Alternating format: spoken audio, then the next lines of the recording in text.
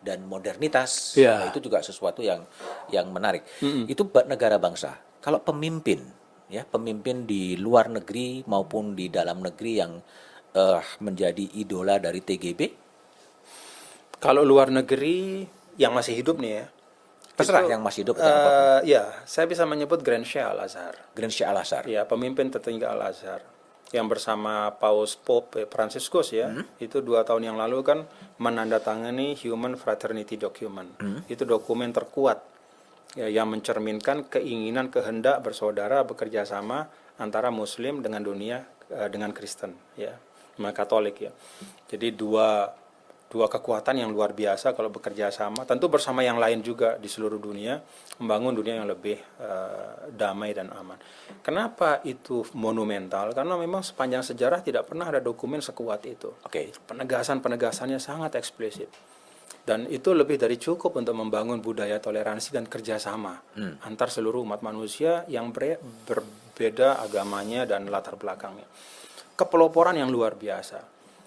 Dan kenapa ini penting? Kenapa ini membuat saya kagum pada beliau? Karena lanskapnya kan nggak mudah. Ya. Artinya tantangan-tantangan untuk menciptakan itu luar biasa beratnya. Khususnya bagi beliau ya, pemimpin tertinggi Al-Azhar dengan segala atribusinya dan segala macam. Tapi dia memilih untuk melakukan itu dan kemudian mempromosikan itu. Ya, dengan at any cost lah. Ya, dengan segala macam hujatan segala macam tetap bergerak.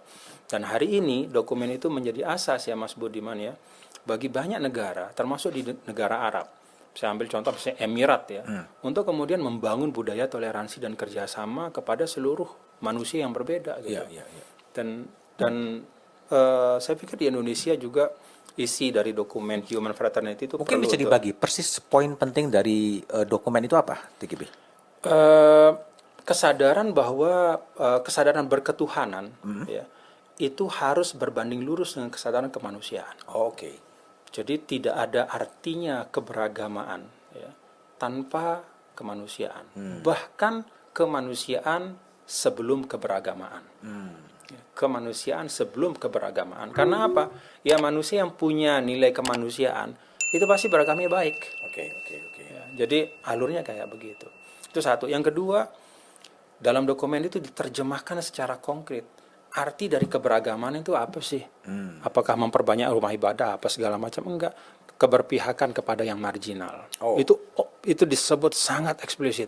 Kaum perempuan, orang-orang korban perang, orang-orang difabel, dan masyarakat yang terpinggirkan. Itu jelas sekali di situ. Dan itu kan kalau kita kuantifikasi kan ratusan juta di seluruh dunia. Itu capaian yang luar biasa ya dari Grand Sheikh Al-Azhar ya. Iya, termasuk kemiskinan dan ketidakadilan ya. Jadi itu seruan moral yang menurut saya sangat kuat dan mencerminkan realitas yang ada. Option for the poor ya. Ya. Itu yang kedua. Itu soal apa? Kalau di dalam negeri? Kakek saya. Oke. Kakek saya pahlawan nasional Zainuddin Abdul Majid. Beliaulah yang pertama mengenalkan kepada saya bahwa keislaman dan keindonesiaan itu dua sisi dari satu mata uang yang sama.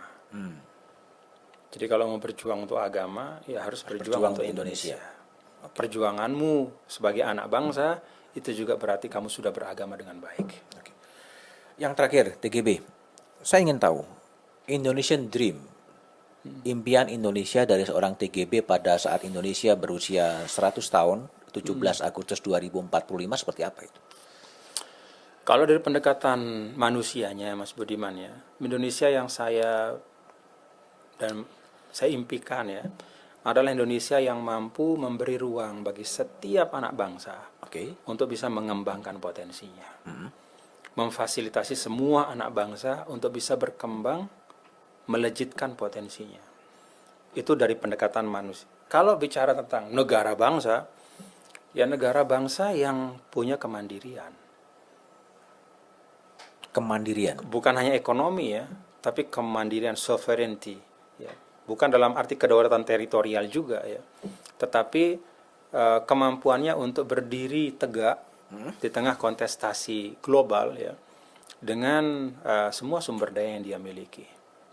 Artinya menjadi tidak tergantung kepada negara lain, Iya. Kalau bahasa gampang-gampangnya jadi superpower. jadi superpower. Jadi superpower. Dan itu dengan Tapi bukan ini ya, bukan hard power ya Mas Budiman ya. Bukan berarti anggaran militer harus kemudian dilipat gandakan sekian enggak ya. Tetap perlu menyiapkan militer yang kuat, persiapan ya. Kan katanya begitu ya. Kalau Anda ingin perdamaian ya adalah siap perang kan begitu. Tapi maksud saya adalah kombinasi antara hard power dengan soft power. Dan itu sekali lagi kita punya dengan sumur tradisi agama. Termasuk soft power itu perjumpaan tradisi agama kan melahirkan ilmu dan teknologi. dan modal sosial itu semuanya ada di Indonesia untuk menjadi Berkelimpahan. Mas. berkelimpahan. Berkelimpahan. Yang belum ada adalah Kemampuan kita mengkonsolidasikan itu semua. artinya pemimpin. Yang agama bicara agama saja, yang budaya bicara budaya saja, yang di struktur menganggap bahwa strukturnya yang paling penting, ya. Yang di kultural menganggap bahwa gerak-gerak di bawah saja yang penting. Kita bisa menggoyang struktur kalau kita mau, tapi nggak pernah mau berjumpa di titik tengah. Bukankah di situ sebenarnya peran pemimpin untuk mencoba mengorkestrasi, mempertemukan yang struktur dengan yang kultur? Iya, kan kepemimpinan kita sudah terdistribusi, sudah sangat luas, ya. Sehingga kalau bicara pemimpin, ya semua yang berada di ranah publik, struktural maupun kultural, termasuk para pemimpin civil society.